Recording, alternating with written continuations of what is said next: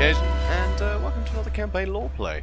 So, as you can see, you know, we left the last episode having confederated pretty much all the Empire. So, we've now got 3 more provinces under our command that we really need to talk about. Because, as you can see, the end is looming now. You know, we're getting there. And it's not going to be long before we have to fight off, you know, fight off the Horde of Chaos. And Archaon, the Ever-Chosen, so it's going to be a bit of a nightmare. So, yeah, we're going to have to get through this pretty quickly.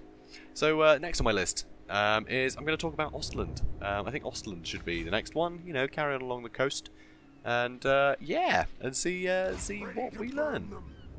So it's actually the Grand Principality of Ostland, and is ruled by the elect Count Valmir von Raukov, the Grand Prince of Ostland, Margrave of the Northern March, and Hammer of the East.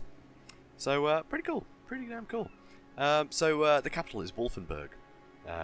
You know, that we have here. Where is Wolfenberg? Yeah, we'll scroll down in a second, and you'll see it there. It's covered up by... There we go. So, there it is. So, the land, shaped like an arm wrapped around the shoulders of the Middle Mountains, almost the whole of the province of Ostland is covered by the ominous Forest of Shadows. Long ago, during the expansions of the first millennium, the Counts of Ostland pushed their boundaries deep into what would become Kislev, founding colonies to hold what they had taken. These efforts eventually failed, with Ostland forced to renounce her last claims to Kislevite territory at the time of the Ungol invasions. Think Mongols. Thanks to their treachery of the Talabheim emperors. Now the only territory of Ostland not covered in forest is the windswept northern march from Solkalten to the Kislev border. Ostland is a land ravaged by war, with many areas walked by chaos. Some openly doubt whether she can recover. So, as you can tell from the campaign here, the campaign footage, I'm sort of renovating my new land at the moment. So I'm making sure that there are Sigmarite temples in the right places, and you know, things like that. So I'm trying to get it all, you know, up to my standard. So you'll be seeing that happen for a while. Me demolishing buildings and replacing them with, you know, the sort of buildings you should have come to expect by now from my buildings, from my cities rather. So anyway, the Forest of Shadows, which runs southwest from the Nordland border to the River Talabek, is what most people think when they think of Ostland. Dark, dreary, and overgrown, the Forest of Shadows is like a mad wizard's attic. Many bizarre secrets lie within it, some older than the Empire and best left undiscovered. It does not give up its secrets easily, and many residents of Ostland are sure the forest resents their presence, and that even after thousands of years, it has never adjusted to having humans and their axes and fires under its eaves. Woodsmen and others who venture deep into the forest are sure that sometimes, when they are not looking, the forest redraws the paths through it to confuse those who anger it, and perhaps even cause their deaths. So that's pretty cool, you know this forest is alive and livid, so that's fun. So, the Forest of Shadows... Word is spreading across the land of a dark power rising in the northern wastes. The armies of chaos are on the move. They surely plan to invade the world of mortals once again. Prepare your defenses well, for the forces of chaos spare no one in their quest for bloodshed. So, dire tidings from the north. The tendrils of chaos writhe and reach out from the accursed wastes, tainting the land and sowing dissent. Their corrupt forces wax ever stronger, and now their agents are abroad, spreading the foul corruption of their malign gods. On their heels, bands of marauding warriors, led by the most zealous of Chaos Lords, eager to wreak destruction in the name of the ruinous powers, and all the while, ever more warriors flock to some focal point in the Chaos Wastes, a nexus of power which transcends their petty rivalries and impels them to join the numberless horde. Doom approaches, and it's only only strength that'll spare us, I think, something along those lines. This is the tough thing with doing voiceovers, you know. Me in game playing it, doing things at different speed to me outside of game doing voiceover. But anyway, so the Forest of Shadows not only is home to large amounts of game, such as deer and boar, but also fell creatures such as giant spiders, who wait for men, dwarfs and halflings to stumble into their sticky traps. Even the plant life can be deadly. Amidst the thick undergrowth lurks blood sedge, a thorny bramble with animal intelligence that feeds on the blood of living things caught in its grasp. Hiding also within the forest are creatures of chaos, who were there long before the current invasion. Oh, by the way, I'm reading from Sigmar's Heirs, which is a 2nd edition roleplay supplement, which takes place after the Storm of Chaos. So all the North has been ravaged at this point. It's all been destroyed. So you'll have to sort of use your imagination to get around that. But you know, it's still great source of info. And if you guys like the Storm of Chaos, which I like to think that Total War kind of represents more than the end times as such, then, you know, this is what you want to hear anyway, so hopefully it's all good. So, tribes of beastmen and giant spider-riding goblins compete for food and spoils with outlaws fleeing the Count's justice.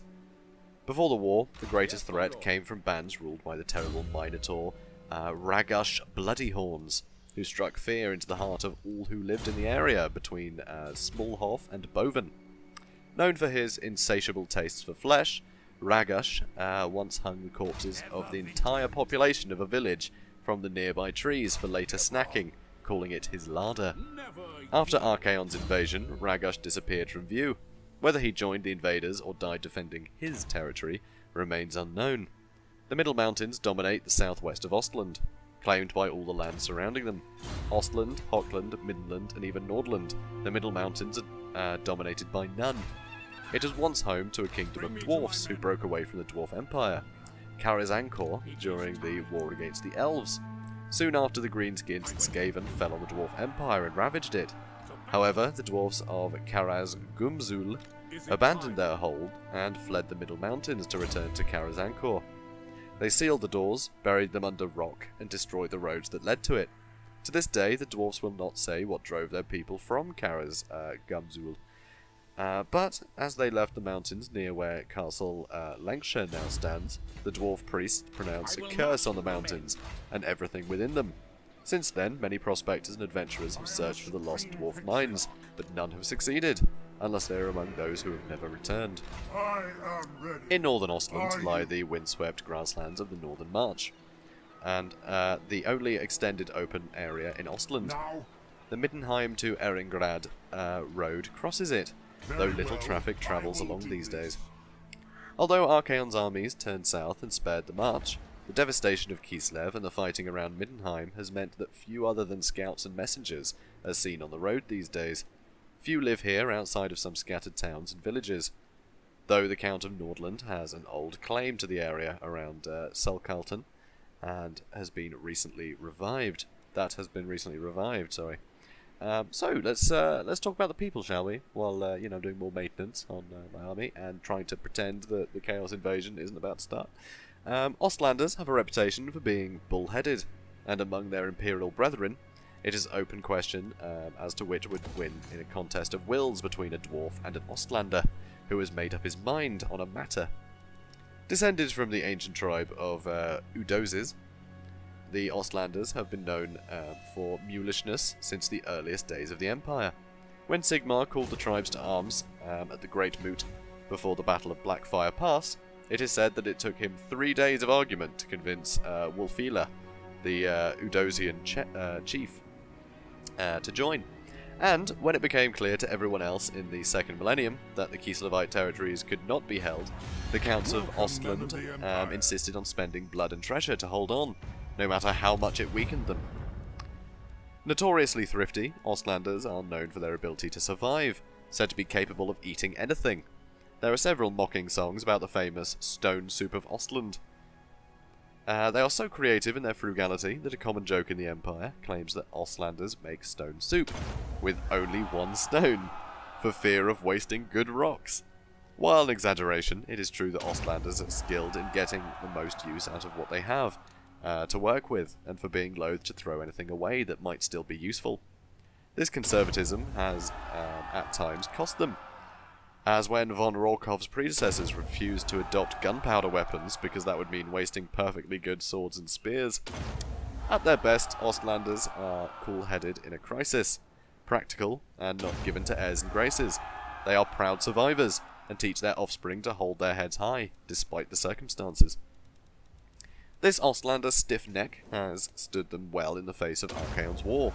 Seen by the enemy as no more than a minor obstacle on the road to Middenheim, Count von Raukov's people fought savagely for every square inch. Often they fought in a doomed cause.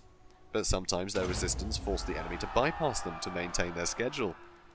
As Bosenfels, their schedule. Oh, as at Bosenfels, sorry. These bloody victories have already passed into the proud military lore that Ostlanders love so much. Many toasts have been raised to the fallen, and many more will be made before the province is restored. At their worst, Ostlanders are overly stubborn, proud and intolerant. They hate waste of all sorts, as well as needless ostentation.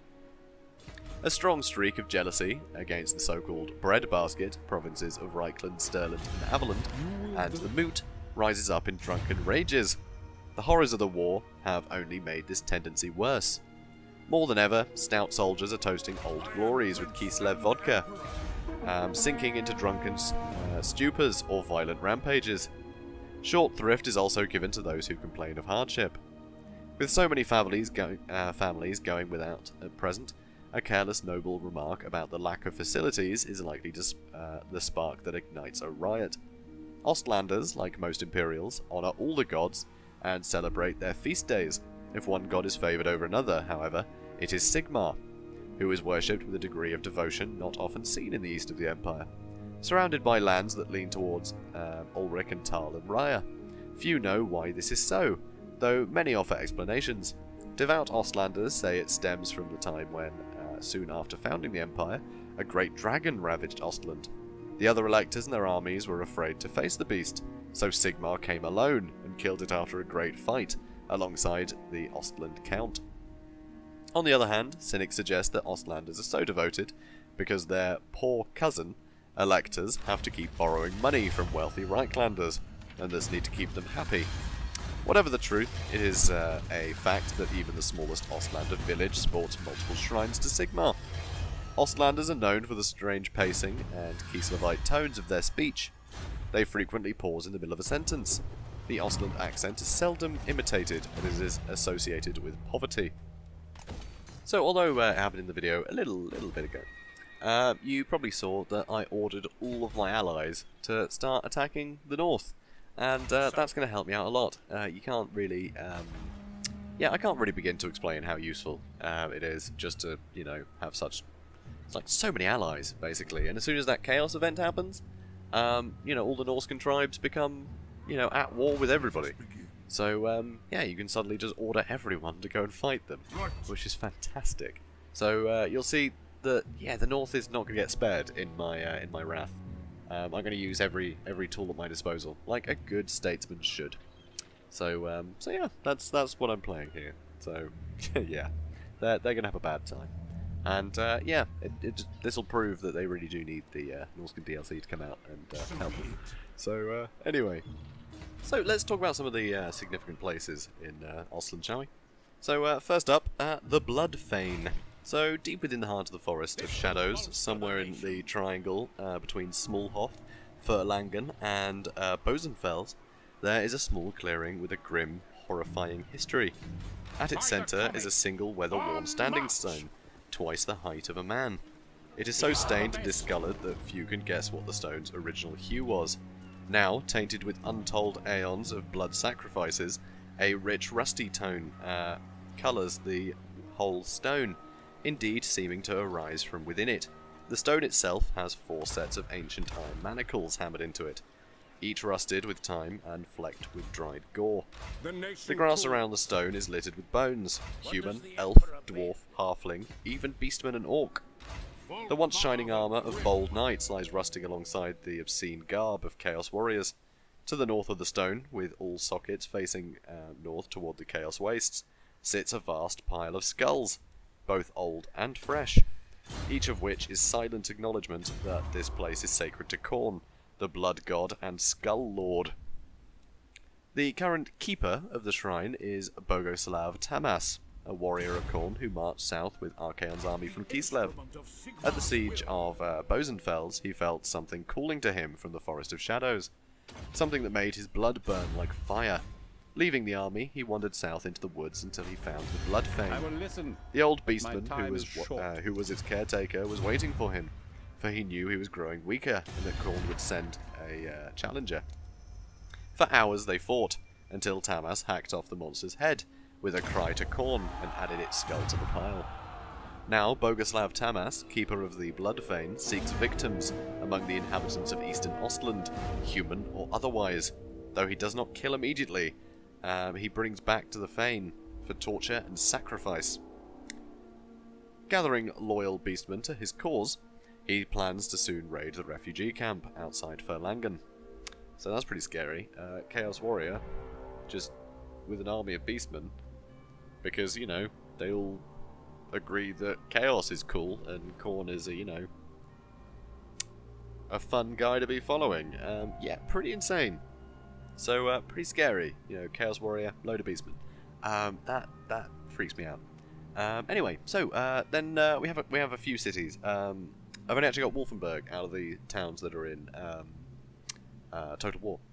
But we will talk about another couple as well. There's Salkalton, which I mentioned a few times. One of the towns founded in a failed attempt to draw trade away from Marienburg. Oh no. Can you feel it? From the north it comes. The tendrils of chaos spread south, tainting the lands. And with it, the warriors of chaos march. We must ready ourselves, for war is coming. But who has brought the warring tribes together? What manner of champion holds that power?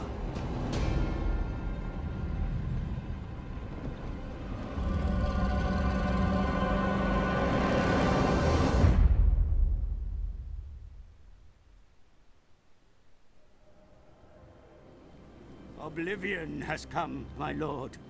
Archaon, the ever-chosen lord of the end times, has re-entered the world. With him marches a chaos host numberless in size. Prepare yourself for the coming apocalypse. The old world despairs, for Archaon, the ever-chosen champion of chaos, has come and brought with him the end times. Once a Templar priest of Sigmar, Archaon uncovered a terrible secret which drove him to reject his faith and pledge himself to the gods of chaos. In their service, he has devoted himself to the world's destruction, defeating all challengers and rising to a position of dominance over all of the Chaos Wastes, achieving the ultimate accolade, his dark coronation as the Ever-Chosen, the vessel through which the Dark Gods unite their followers to turn the world into a realm of chaos. It is to his banner that the warriors of chaos have been flocking, and his malign will that now drives them forth in a terrible wave of destruction, destined to sweep all before it. The earth groans beneath the iron-shod feet of Archaon's numberless horde, and with him comes death. Is there any champion in the old world mighty enough to withstand the Lord of the End Times? And yes, I continue to read that with magic. The good kind. It is with Sigmar's blessing, I'm sure. So I'll start again, talking about Salkalton, because I only got a sentence in. So, one of the towns founded in a failed attempt to draw trade away from Marienburg. Before the war, it was a sleepy fishing, trading and smuggling town that sat nearly forgotten off the Middenheim-Ehrengrad road. Now, however, it is abuzz with activity. After the defeat of Archaon at Middenheim, Count von Raukov has taken his army north and established his temporary capital at Salkalton, one of the few towns not sacked by the invaders. From here, he has sent officers to re-establish contact with and control over the other towns of the North March, Bergweiss and Bosenfels. Meanwhile, as he hires mercenaries and gathers what Ostlander forces are left, he has made Salkalton into a hub of diplomatic activity too. Von Raukov has dispatched Salkalton's ruler, Baron von Walder, to Marienburg to negotiate loans for hiring more troops, while he has sent emissaries to the Emperor's court to ask for the loan of some Reichsguard for the coming campaign. Salkalton is rife with another activity too, espionage. Agents of the Chaos Powers that have established themselves in Ostland have infiltrated Salkalton and other towns to learn the Count's plans and, if possible, sabotage them. Meanwhile, agents of the Counts of Nordland, Talabekland make inquiries among von Raukov's men to see if their loyalty can be bought, for each has designs on prostrate Ostland. Gotta feel sorry for Ostland there, right? They're in a bind. Just, come on guys. So anyway, next is Wolfenberg. Obviously supposed to be their capital, right? So nestled among the foothills of the Middle Mountains, Wolfenberg was once a beautiful city, and the crossroads of trade moving overland between Kislev and the Empire. Its great walls gave protection from things lurking in the Forest of Shadows, and the von Raukovs had brought order and stability to the land after the inept rule of the von Tasseniks. But now Wolfenberg lies in ruins, the beautiful capital smashed, and the great Temple of Sigmar burnt to the ground. Out of the population of roughly 9,000, only 1,100 remain. They live in camps outside the city, too frightened of what may be lurking in the ruins to enter it longer than it takes to scavenge among the rubble. Strong leaders have risen from the rabble to establish order of a sort, but it is rough order that administers harsh punishments for the slightest offence, the price of survival. The surviving Wolfenbergers have no idea what will happen next, and have had no word from the rest of the Empire. Feeling abandoned by both the gods and their rulers, desperation is taking hold, and people turn to strange new cults for solace. I mean, that doesn't sound very promising, does it? Then, last off, we have Wurzen, which is another place which isn't on the map, actually, here. So, in the south of Ostland, on the banks of the Talabek, Wurzen sits almost undisturbed by the events that have ravaged Ostland.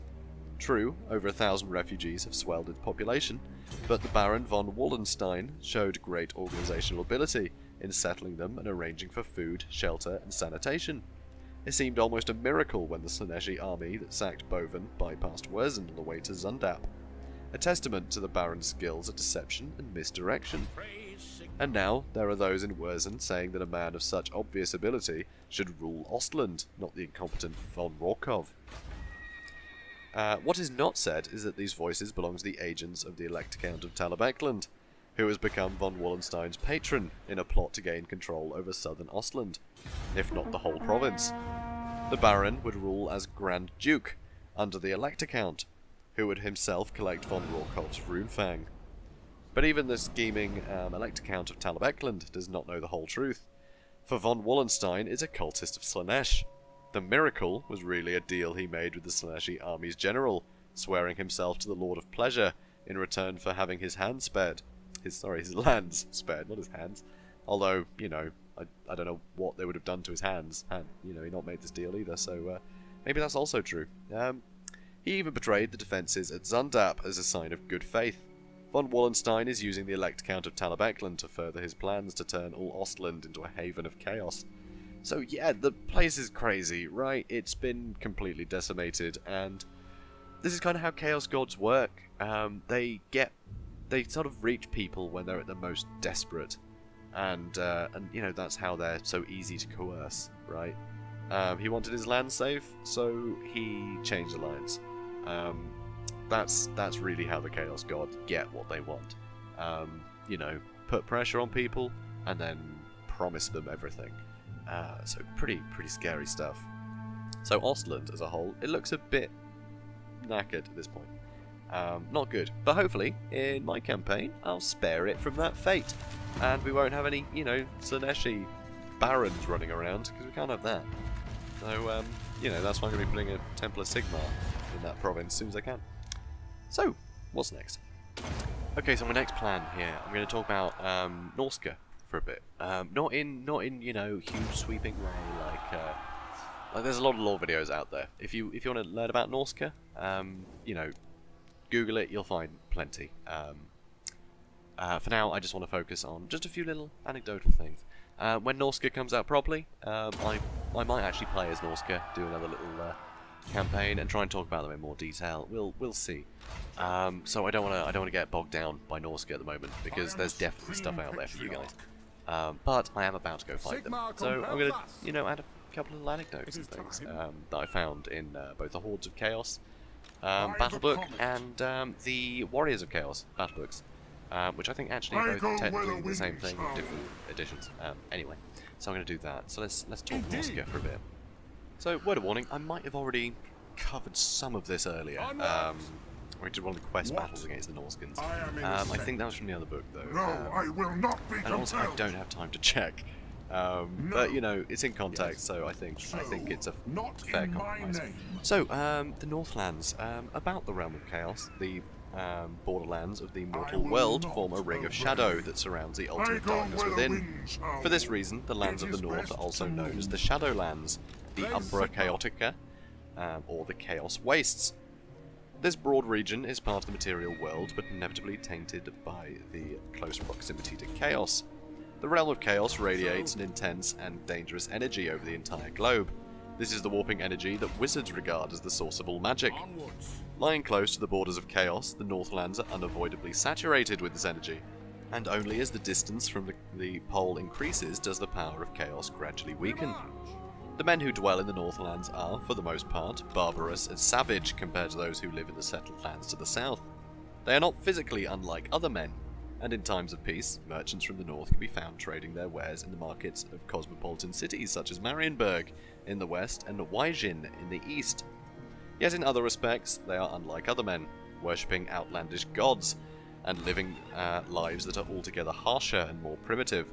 Most importantly of all, they live within the shadow of the realm of chaos, and as such cannot wholly escape its power. Even in the civilized southern lands, mutation and disfigurement are commonplace. In the Empire, mutant offspring are abandoned to die, and folk showing even the slightest aberration of form are hunted down and burned by the dreaded witch hunters. In the far north, such mutations are so common as to be almost universal. Though not always apparent at first glance, most bear some trace of chaos upon their bodies. To the people of the north, these are not curses or disfigurements, but blessings bestowed upon them by the gods. Even the most horrific mutations are seen as irrefutable indication that an individual has been marked by a god, though whether for immortality or oblivion, it is impossible to say. The northern tribes are almost universally bloodthirsty, barbaric, and fierce. They are warrior peoples used to battling among themselves and against the softer civilized men of the south. War is their natural state, and they wage it with neither prejudice nor malice, rejoicing in battle and strength at arms, honouring the brave of both sides and despising cowards likewise. Yet they are willing to forget local differences when called to fight on behalf of the gods. There is no greater honour than to conquer and perish in the armies of the immortals. The men of the Northlands have many different gods, and each tribe has its own special deities and spirits, but all recognise the four great gods of chaos as the masters of all lesser gods. The Northmen do not think of their gods as evil, as do the superstitious men of the south, but as mighty and unknowable entities that are every bit as individual and unpredictable as mortals. They quite reasonably maintain that such powerful creatures are beyond the moral judgment of mere men. It is seen as every warrior's duty to honour the gods, and every god's right to reward and destroy according to his divine inclination. Such things are self-evident. To resent this state of affairs would be like resenting the sunset or moonrise, or other forces of nature. The four great gods are Khorne, the blood god, Nurgle, the lord of decay, Tzeentch, the changer of ways, and Slaanesh, the dark prince. These four are called by many different names and titles throughout the north.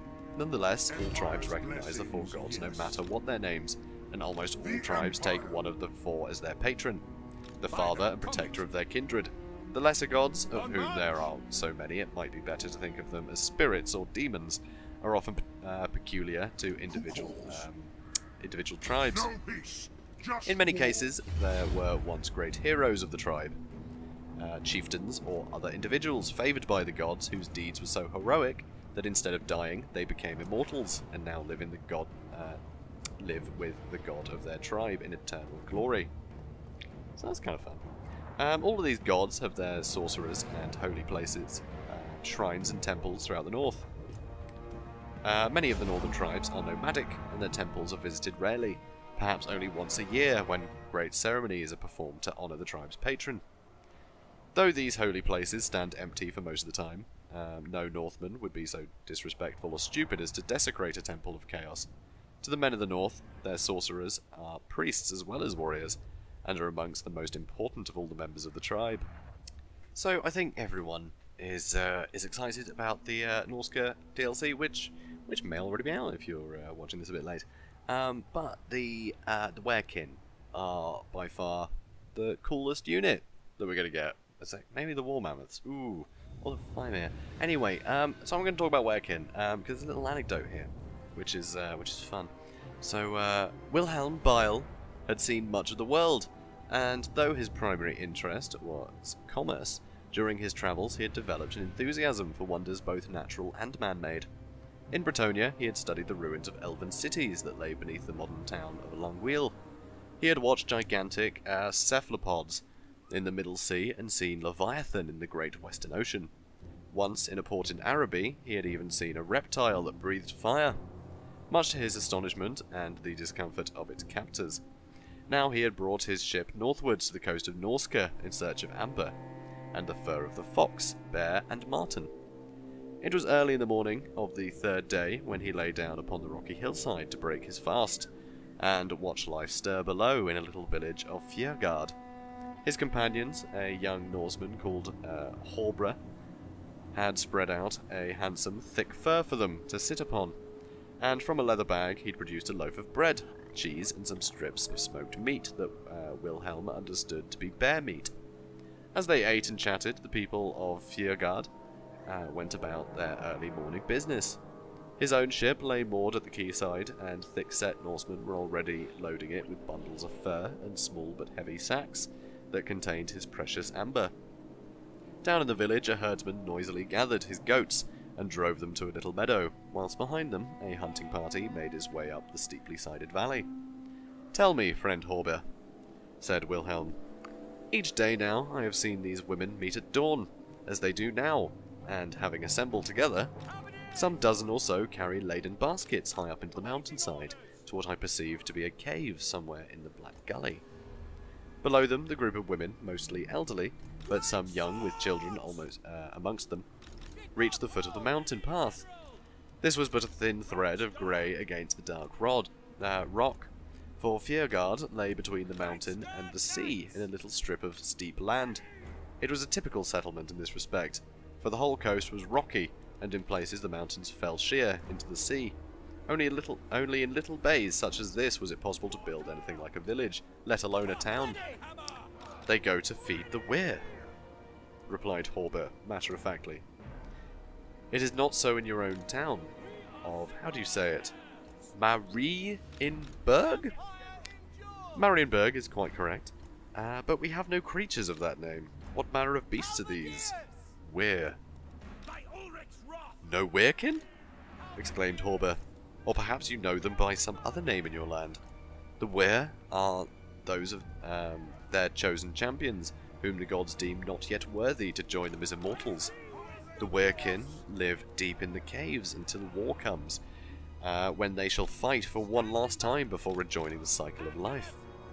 Horber could not but notice the expression of incomprehension of the Marienburger's face, and added, "It is no disgrace amongst us, you understand. Some are chosen for glory, and some are cast down, but even these cast down have been chosen, and when they are reborn they shall be all the greater. It is better to be chosen than to live your whole life beyond the sight of the gods, is it not?" "But," asked Wilhelm, ignoring Horber's question, lest he risk offending the youth with views that regarded such beliefs as heresy, "why do you confine these work into the caves? Are they dangerous?" "Indeed, yes. Though once they were men. Now they are like animals in both thought and form. Their bodies grow large and distorted and hairy, like bears, or horny, like a troll. Some grow snarling teeth, like wolves, or claws, like the fierce Makalmaka, something, that lives in the forest. Others grow scales like serpents, or tails or wings like bats on the moontide. They are monsters, and many die in battle before they ever return home, or else run blindly in their terror and perish in the wilderness. Yet some come home, and the womenfolk tend to them, their husbands and sons, for the bonds of kinship are strong with the weir, and the weir do not attack their own. These creatures which you call weir sound like the mutants we call chaos spawn, for I have heard of such monsters in the armies of chaos." "Perhaps," replied Horber cautiously, "the gods choose some form of immortality, and some for oblivion. It is not thus the whole world over? Is it not thus the whole world over?" "Nay," Wilhelm shook his head. "I've never heard such a thing in all my travels. No weir, and no immortals either." "Then I pity you and all the world," said Horber earnestly, "that of all the races of men, the gods favour we Norse alone." So I find that really fun, because, you know, those in the south, and possibly even us, might think that the Norscans are a bunch of, forsaken, doomed individuals living in a horrible place, and, mere toys for evil gods. but they see themselves as blessed, you know, but they're still people, and they're not all, you know, needlessly overly corrupted, you know, they're not all absolute crazy people. There are times of peace, and this really cements that, I think. It's a nice little anecdote. I really like it. I'm glad I was able to make time for it, to be honest. Because yeah, there are horrible monstrosities, but they're still family, and they still know that they're family, and that's kind of sweet. You know, it's not all bloodshed and pestilence and, you know, all the rest of it. You know, it's still not nice though, but still, it's interesting at the very least. But with that, I think it'd be a damn shame also not to mention how great this map is. It is so cool. It's like an old Attila map, or, you know, Rome map. It looks amazing. It looks like a, you know, like Gaul. It's so cool. Totally appropriate. I think it's fantastic. Pain to maneuver around, but at least some interesting tactics. Unfortunately, the AI doesn't really know how to deal with it. But you know, it's a feast for the eyes, and I hope you guys are enjoying it. It is a great custom map. Absolutely loving this mod pack, and you should definitely get it because my god, it adds a lot of flavour. So next, I want to talk about Marauders. Basically, Chaos Marauders. It's just a general term for any men of the North that are coming down. It's kind of it's what the people in the South call them, really, more than what they call themselves. So, Chaos Marauders, the tribes of Northmen that flock southwards with any Chaos invasion, are known by those in their path as Marauders. When not invading in force, roving bands of these warriors mercilessly plunder villages and pillage coastal settlements, from the mangrove-lined shores of Lustria to the distant rice paddies of Cathay. The men in the north are natural fighters, born into hardship and brought up in a world where surviving each day is a small victory. Only the strong prosper in the tribes of the north, for the weak are weeded out and killed. Every man is expected to be tough and a capable warrior, independent and fierce. They have no time for plowshare or sickle, for their tools are the axe, the sword and the shield. What their own lands cannot provide, they simply take from the lands of lesser men. Comparing the men of the north to those who dwell in the temperate south is to compare a wolf to a sheep. Whether the southerners cower behind the high walls of their cities, the warriors of the north roam the far corners of the world in search of adventure and plunder. Where the soft-bellied denizens of the Empire glut themselves on fine wine and cheese in front of the fireplace, the hardened Northmen rip into raw meat with their bare hands and teeth. The men of the South complain bitterly about going abroad in fog or sleet, where the men of the North brave fierce blizzards, clad in little more than scraps of flea-infested fur. Small wonder that the Northmen's raids are feared across the old world. I mean, you know, I don't want a load of flea-ridden crazy people with axes coming along. I'd be a bit scared of that too. I'm not afraid to say. Anyway, Chaos Marauders fight with heavy axe, blade or flail, and their favourite tactic is to charge in great howling mobs towards the foe.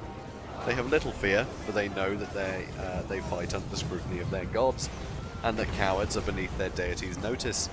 To further court the favour of the Dark Masters, some tribes cut their own flesh before the battle and daub patterns upon themselves with hot blood, believing these signs of devotion protect them from death's cold claw. Their shields are hung with the shrunken heads of their previous victims, and they sport necklaces and piercings made from the bones of the dead. The chieftains that lead these warriors are a daunting sight, brooding husks of muscle and hair, whose bodies are covered in the scars and trophies of battle. These savage leaders rule over a people so steeped in conflict that even in times of prosperity, they will fight to the death for the honour of leading the next raid. So that's pretty scary. So there's also a little bit here on tribal superstitions, which I quite enjoy. So the Northmen are a superstitious lot. They believe in omens, portents and signs in the skies. Even the lowliest of warriors will carry a trinket or two to ward off the evil eye, or bring the favour of the gods. These range from traditional charms, such as a rabbit's foot, bound with hag's hair, or rune-etched raven's beaks, to more esoteric talismans that are beyond the reach of normal men. It is thought that the dried tongue of a plague bearer gives one power over disease, for instance, and that the eye of the cockatrice will draw precious gemstones into your path. Some tribesmen have their skin tattooed with symbols of dark power, or branded with runes of abjuration. Whether these protective measures work or not is immaterial, for the Northmen find strength in them. And what more can one ask of folklore and tradition? And too right, you know, too right. If it gives him confidence, then it gives him confidence. So, in that respect, it does kind of work, doesn't it? So, now actually swimming to Hordes of Chaos again, I'll just read from Warriors of Chaos. So, different editions. I think it's, I want to say it's 5th and 6th edition books. Possibly 6th and 7th. Not entirely sure. Actually, I think it's 6th and 7th. Anyway, so, back to Hordes of Chaos. There's another little bit here in their excerpt for Chaos Marauders. And it's from a diary. Well, not a diary, actually. It's from the Liber Chaotica that was penned by Richter Kless, who was a priest of Sigmar and also had been declared insane, probably from writing such a book. So, from the harsh snowlands they come. Blonde of hair they are, blue of eye, and tattooed upon the arms and face and chest. Others are raven-haired, with cruel sneers, delighting in the pain and misery they herald. From the north and east come these savage marauders, with slavering dogs on whipping leashes. Their eyes are mad with bloodlust, for blood they thirst for, driven forth on the whims of the gods they seek to appease. Clad in but few garments and wielding clumsy and brutal axes and maces, they rage against the civilized lands of the south, burning, pillaging, looting all before them to offer up as sacrifice to their uncaring masters beyond the gates of hell in the northern wastes. So it's novel that they refer to it the gates of hell. Had you ever come across that? I mean, you know, see, the realm of chaos is seen as hell, but to actually have, you know, some people in Warhammer refer to it as hell rather than the realms of chaos, I find kind of novel. But, you know, that's neither here nor there. So one last thing I want to talk about as well, actually, is Chaos Sorcerers. So there's a little excerpt, a little flavour text here for Sorcerers of Chaos, which I want to read before this episode wraps up. It'll mainly just be looking at this post-match screen. As you can see, I did quite well, only losing 60 men. Good old Balthazar, he did good. So, the dark figure stomped into the centre of the encampment. His intricately designed and stylish black armour glinting in the flickering firelight. He wore a heavy fur pelt over his broad shoulders, and his face was obscured by a leering, bestial skull helm. Swinging his head from side to side, he glared at the tribesmen, who fell back before his awesome presence. He stamped his staff into the blackened earth, charms and bones rattling ominously. With one gauntleted hand, he reached up to his enclosed helm and pulled it free. A shock of jet black hair fell onto his shoulders. His face was pale and drawn, and his cheeks covered in ritual scarring, intricate arcane designs that were carved deeply into his flesh. His eyes were completely black and reflective, and the hardened tribesman flinched and looked away from his unearthly gaze. Raising his staff high into the air, he roared at the night sky. Dark lightning flickered at the corners of his midnight eyes as the heavens answered his call. Deep, rumbling echoes sounding over the plains. The darkness gathered around him like a whispering cloak, shadows coiling out from the surrounding gloom to hover behind him. The twisting blackness reached out with amorphous tendrils, their icy touch sucking the warmth from the warriors' bodies and making the fire shrink out of existence. In darkness, the sorcerer spoke. His voice was though there were a dozen people speaking the same words from his throat. As one, the tribesmen fell to their knees before the sorcerer, one who was truly touched by the mightiest of gods. So as you can see, you know, sorcerers, they command a lot of respect. You know, they're seen as, well, priests of, you know, of the dark gods, priests of their gods, you know, in Norsca. So to upset a priest is to upset the gods. And also they are bloody terrifying, you know. So there is that. So obviously we run out of VT here, and that about wraps it up. As you can see, this is a longer episode because I wanted to get all that battle in at the end of the episode. So I have recorded the rest of this lore play series. This was actually recorded in the same batch, and it was all before the Krell patch, which has already marked all of the campaign, all the mods as out of date, and I wasn't sure if my save file would be alright. Luckily, I was actually trying to preempt the release of Norsca, because I didn't know when that would come out, but there was, obviously, the Krell patch as well. So, but it'll almost certainly be broken by the time Norsca comes out, and I don't think the series will be finished by then. So, just a little heads up, if you if you give any comments saying, oh, you should go over this place next, it's all done. The campaign's over, actually. But yeah, still many episodes to go. So, a lot more lore, and that's the point of the series. So, if you want me to talk about a particular thing, you can still get that in there. But, yeah, I won't be able to, affect the outcome of, any battles or, try and confederate with anyone that you want me to or anything like that. I can't do that. It's done.